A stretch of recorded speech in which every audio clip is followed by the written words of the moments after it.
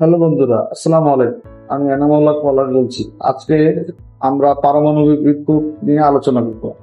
বিদ্যুৎ এমন একটা জিনিস যেটা ছাড়া আমরা এক মুহূর্তে চলতে পারবো না। আমাদের মোবাইল থেকে শুরু করে দৈনন্দিন জীবনে প্রতিটি মুহূর্তে ইলেকট্রিকের প্রয়োজন।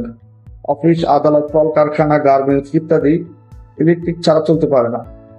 ইনফ্যাক্ট ব্যাংক, ডিজিটাল কারেন্সি চলা অসম্ভব। সো ইলেকট্রিক ছাড়া কোনো দেশ কোনোভাবেই সামনে আগানো সম্ভব নয়। বিদ্যুৎ উৎপাদনের উৎস হলো কয়লা, গ্যাস, তেল, পারমাণবিক বিদ্যুৎ চুল্লি। আজকে আমরা কথা বলবো পারমাণবিক বিদ্যুৎ নিয়ে।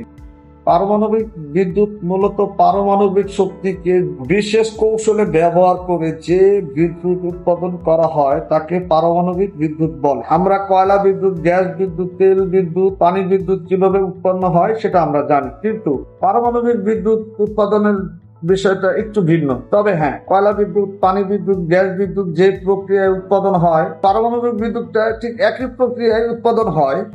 বর্তমান বিশ্বে পরমাণু বিদ্যুৎ উৎপাদনে যে পদার্থ ব্যবহার করা হয় সেটাই হলো ইউরেনিয়াম। ইউরেনিয়ামের মতো আরো দুটি পদার্থ আছে আমাদের পৃথিবীতে, প্লুটোনিয়াম, থোরিয়াম। আর পরমাণু বিদ্যুতের জন্য ইউরেনিয়াম 235 ব্যবহার করা হয়। ইউরেনিয়াম 235 মৌলকে যদি কোনো নিউটন ধারা আঘাত করা হয়, তা সেটি দুটো নিউক্লিয়াস মৌলকে তৈরি করে। তথ্যের ভাষায়, যদি কোনো বড় নিউক্লিয়াস মৌলকে ভেঙে ছোট দুটি নিউক্লিয়াসে পরিণত করে তাকে নিউক্লিয়ার ফিউশন বলে।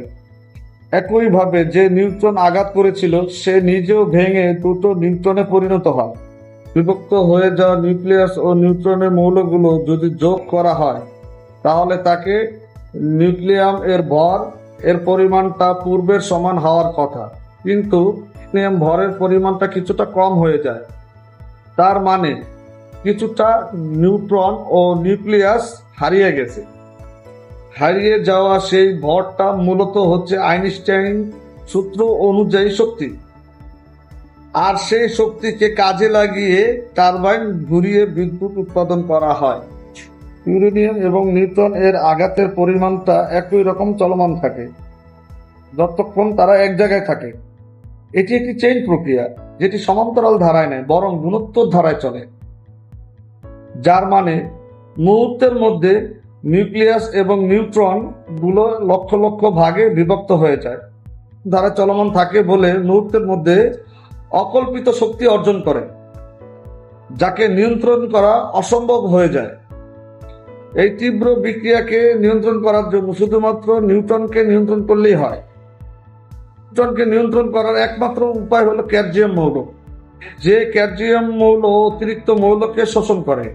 নিউক্লিয়াস রিয়েক্টরের মাঝে যদি ক্যাডমিয়াম রড রেখে দেওয়া হয় তবে সেইগুলো অতিরিক্ত নিউট্রনকে শোষণ করে ফেলে।